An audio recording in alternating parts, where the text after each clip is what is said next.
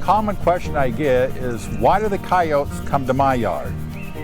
And the surroundings here, you go, yeah, I would be here too.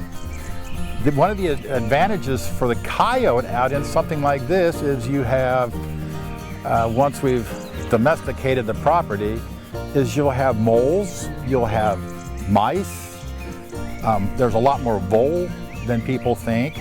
There's squirrels, harder to catch. The coyotes, they have this thick vegetation in the back, and they got an open area, so I mean, if you had rabbits, they could see the rabbits, and once they're in the open, you know, the coyotes work in groups, and they'll chase it around to keep it away from the edges and end up catching it. But then cats and puppies and things like that also are considered, you know, running food.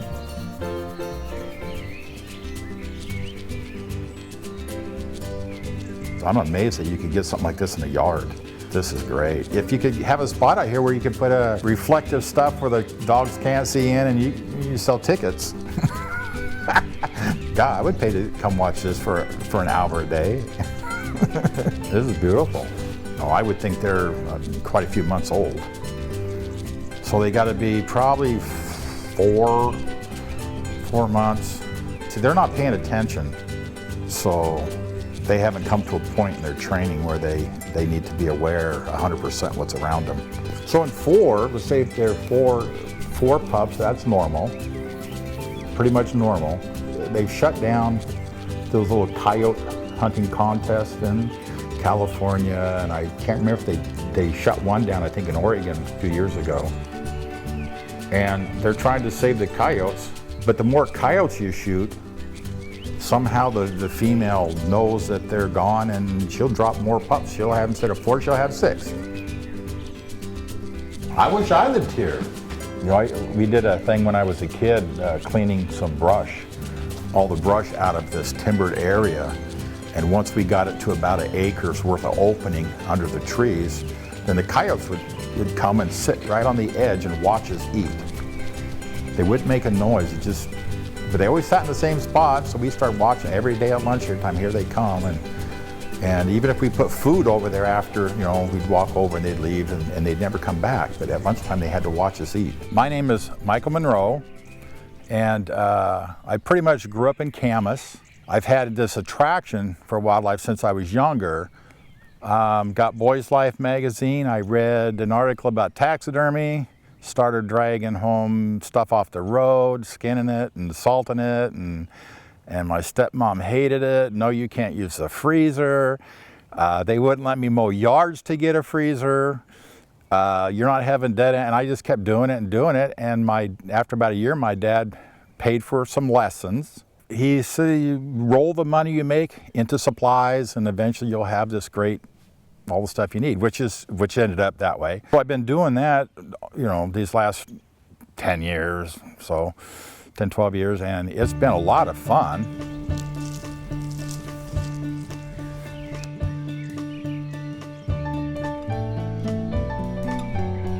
Let's say if I was to come onto this property to try and catch a coyote, probably have to put up, I'd probably put at least a half a dozen traps out, and each one with a different scent. And to try and catch a specific animal that you see all the time, I mean, that could be extremely difficult. I would rather come out with a electronic call and a gun. So this is a call I just happen to have in my pocket. I think all my coats have them. I don't know, I'd hate to think how many I have.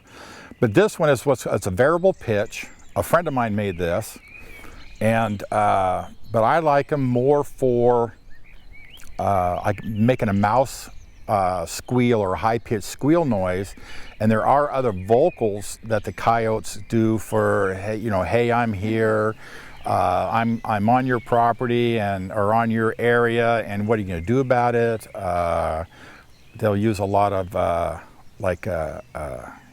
where the young coyotes are in distress. That will usually bring any adult into the area, and I can't make any of those calls. I always just try and do this little high-pitched, like a squeaking sound. But this one you bite on, and the harder you bite on it, the higher the pitch is. See, I like this, the higher pitch.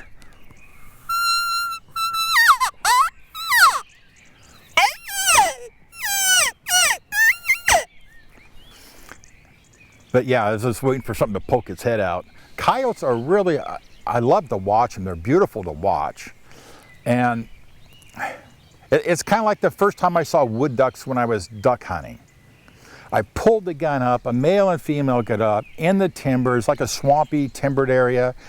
And they get up there and they're about 5 feet off the ground and they fly into this sunlight thing, and it's like, that's too beautiful, I can't shoot these things. And I've actually come upon times where you have a shot at an animal and it's just, God, I'd rather watch it than shoot it right now. And so, a pay job, if it's a nuisance job, I have to shoot it. But when I'm out on my own, 9 times out of 10, I end up taking more photographs than I bring home animals.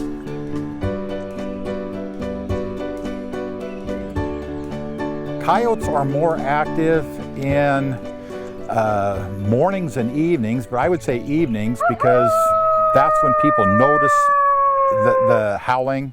You're in an area where you have acreage, thick vegetation, so you're going to hear them howling at each other, identifying different family groups.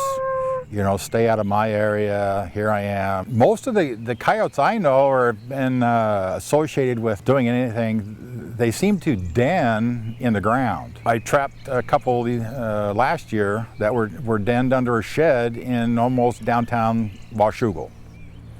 But they had a little narrow corridor that they could run to the river.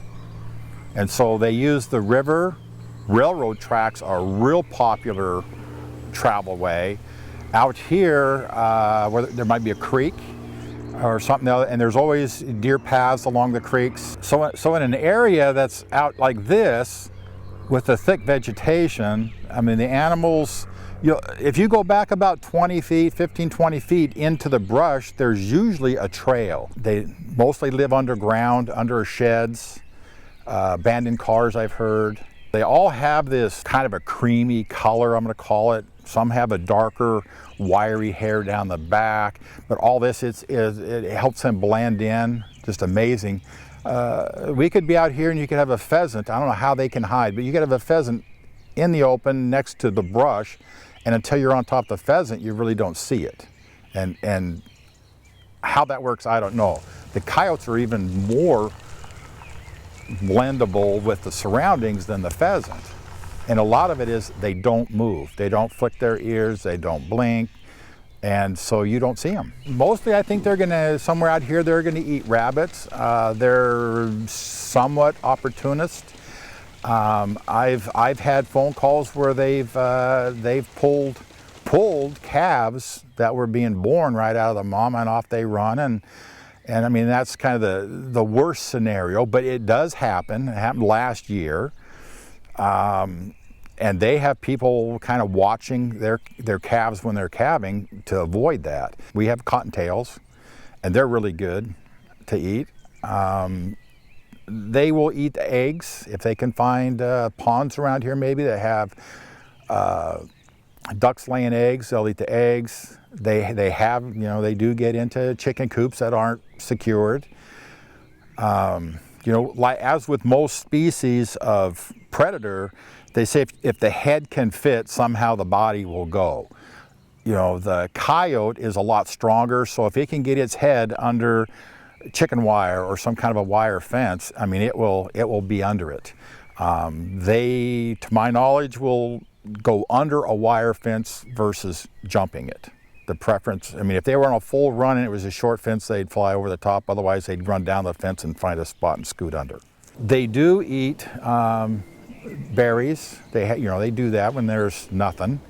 I've heard that they've eaten some fruits that have fallen off the trees, but they're more carnivores. And so when you find their scat, it's always, once it's dried out and weathered, it's just hair and bones. And that's usually if it's all hair and bones, then and you see it out, it's a coyote. The coyotes, it's like we they know when it's hunting season, or the deer do, and the coyotes know when it's birthing season. So it's like I would pretty much swear that every freaking coyote, and they know when it's calving season, when the baby rabbits are being born. They know. It's like they know, and then that's where they gravitate, because they know there's rabbits. They know they're in a cage, and if they work hard enough, they might get one.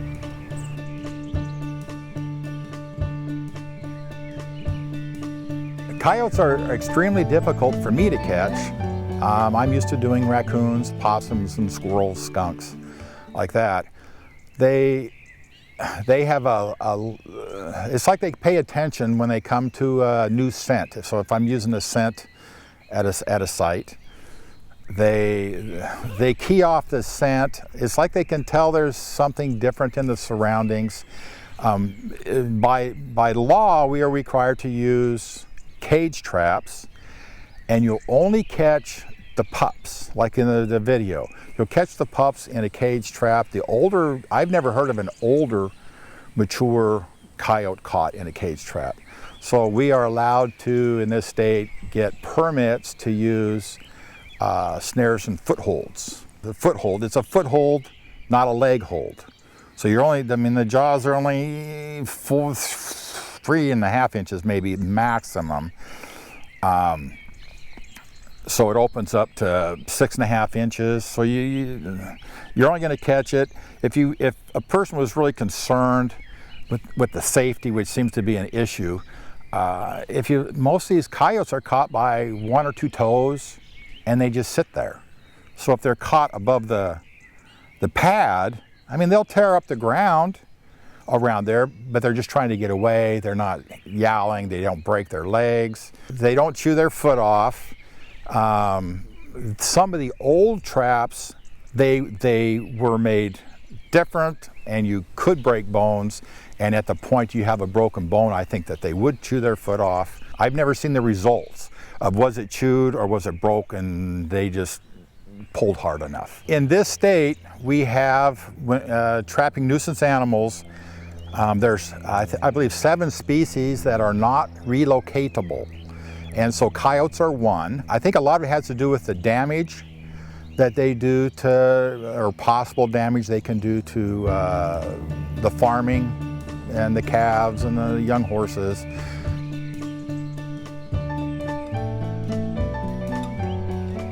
There's a huge controversy about the coyotes. So we're encroaching into the wild. Everybody wants their 20 acres.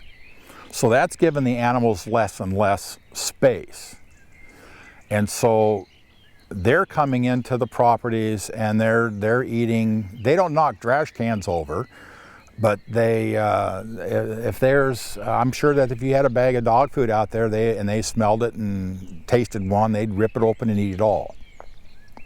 Like I said, they're opportunists. So a lot of states have these coyote hunts to decrease the population in the coyotes. A lot of times it's just before birthing seasons for deers, antelope, especially antelope that I know of. And they're trying to shut these contests off throughout the year in all these states. But if you read the research about these contests, within a couple years, there's going to be more coyotes there in a couple years than there was after they had the contest. So they find that the more they hunt certain areas, then the more coyotes there are the next year and the next year. And then you have this huge new crop of coyotes because, gee, look at all the food, we'll have more babies.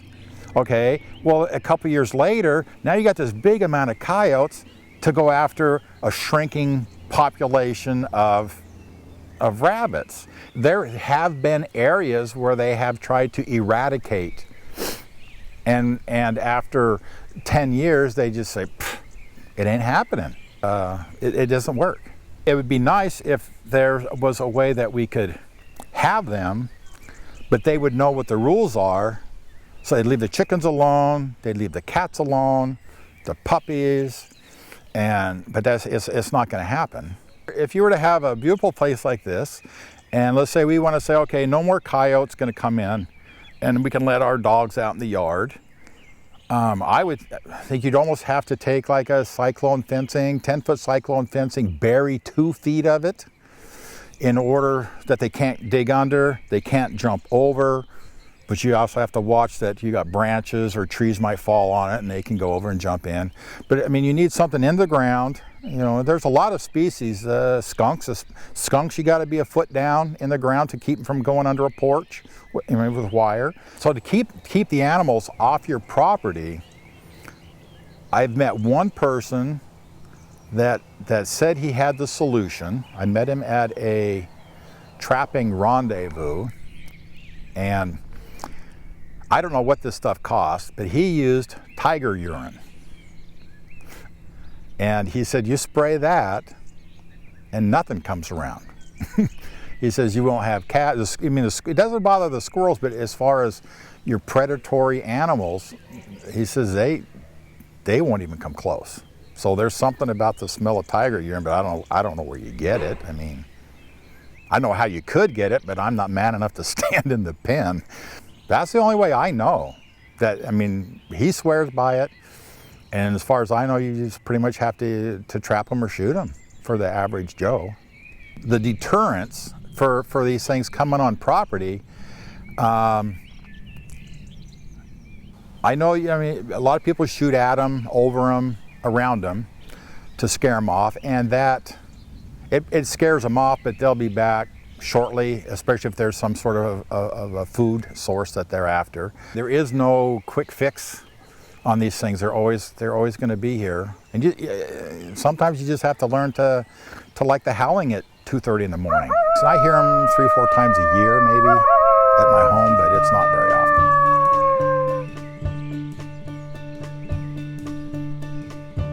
The coyotes in our area is mainly, they have the mange, which is something that I suppose could be transferred to our household pets. We haven't had a case of rabies in the state for, I mean, it's been a long, long time. So I really wouldn't consider that, and coyotes kind of low on the list of rabies carriers. What I have seen in their behavior between out in the wild, you know, when you're 10, 12, 15 miles out of town, the coyotes there seem to act a lot more cautious than coming into calls and things than you would have the ones in the city. They're used to the trucks and the horns and doors slamming and grandma yelling and all this stuff, and so they're used to us being around, and so they're a little more hesitant to run, but they're used to different things, and a lot of us, you watch their ears and you can see when they're, you know, if you're paying attention out here to what sound is this, as to how severe they jerk their head to listen, and whether, I mean, is it one ear, do they turn and look, you know, that kind of thing. And you'll see that, I think, in the around the farms and things, they don't have that full attention out like they would when they're completely out in the wild.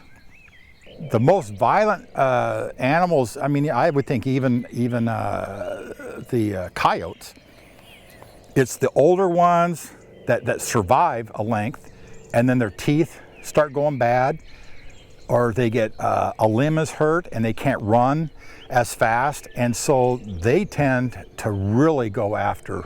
Those are the ones I would be concerned coming into a yard.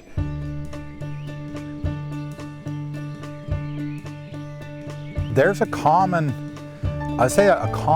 fear about coyotes because they are a pack hunter.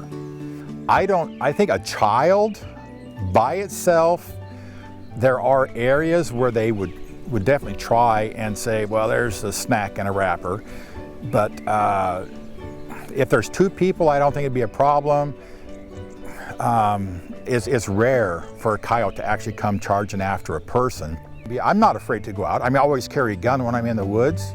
I won't go in there more for the bears, not the coyotes. I don't even, the coyotes aren't even, actually the cougars are way more of a concern than the coyotes.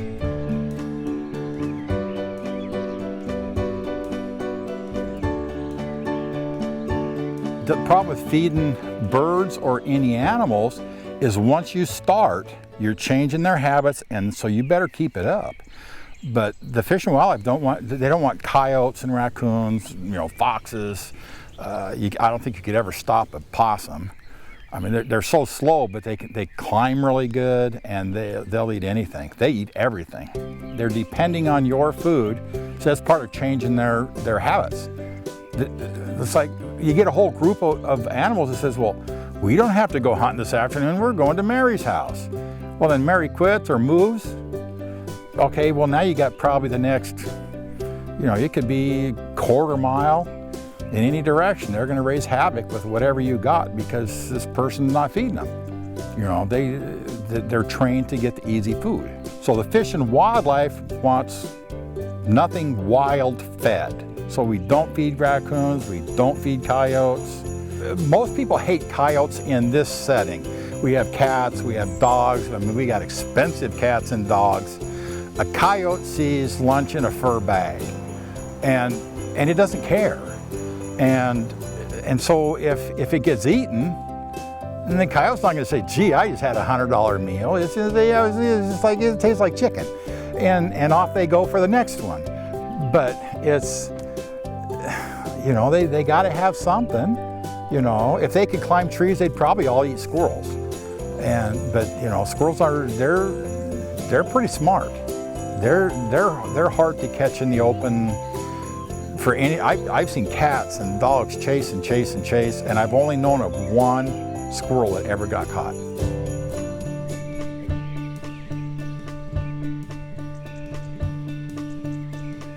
The state doesn't allow, without a nuisance permit taken or another issued permit, to transport captive wild animals.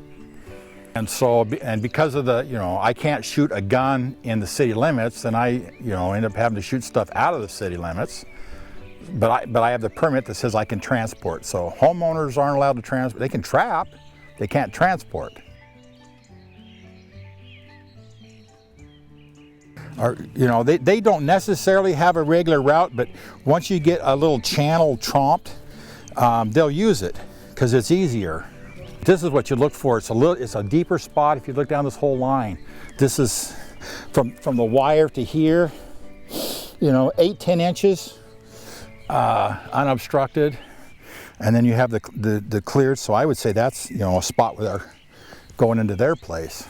I mean, this is a clear indication going under the fence.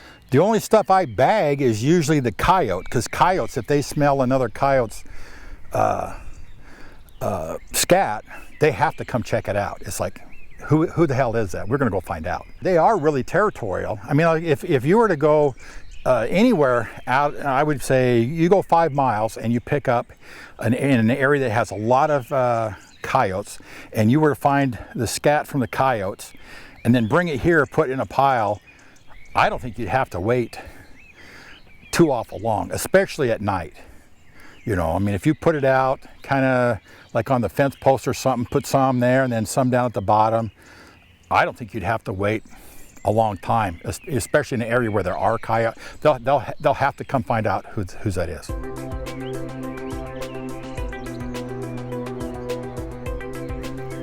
The coyotes in both states, I believe you can shoot all year long because of their predatory nature. I can't remember how long ago, less than 10 years, some people in Battleground had some, I believe it was sheeps, and coyotes got in there and they killed 7 out of 11 or something like that. The coyote it'll go in, and if something's moving, they'll kill one and they'll run to the next one if it's close, kind of a thing, and sheep are blocked and they go in circles, but it killed, it killed all these sheep, and so it's like, the area's in an uproar, but then if you were to have a contest, then people would wig out. You only want to kill the bad ones, which you can't find. The coyote is still in both states considered a fur bearer. So in Washington and Oregon, we don't have a fur bearer hunting license.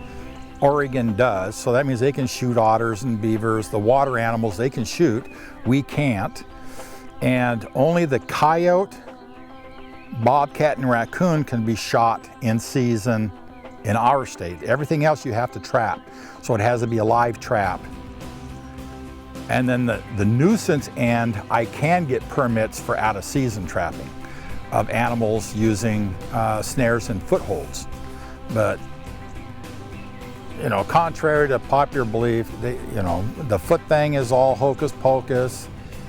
Everything you've seen on TV those are poachers. I've never heard of a trapper doing any of the stuff that you see on TV that trappers and hunters do when it comes to poaching. I've never seen that, never heard of it. These are all people it's a whole different thing, but they blame it on us. So I've even offered, I wrote a thing and I offered to take people. I'll take you trapping. You know, this is how we do, I'll take you. You can come with me every day for a week and see how it's done. They don't want to do it. There are articles a couple times a year. I get a magazine called Predator Extreme about, is it ethical to shoot the young coyotes in the spring? Well, I'm going to say in like southern Oregon, you go to Wyoming, where there's a lot of antelope. That's chow time for the coyotes. It's like they herd up coming around these animals because they know it's easy gettings.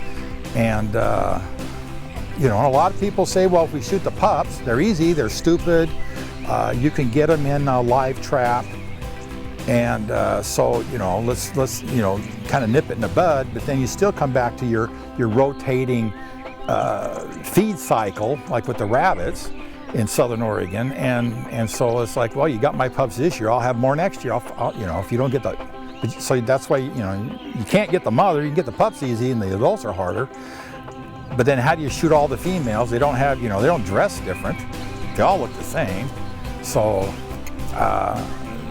it's one of those never-ending things. We're gonna have coyotes, and we either figure out how to work with them. You can't feed them, but how do you work with them so they're leaving your stuff alone? And that's kind of you know, those catch-22s.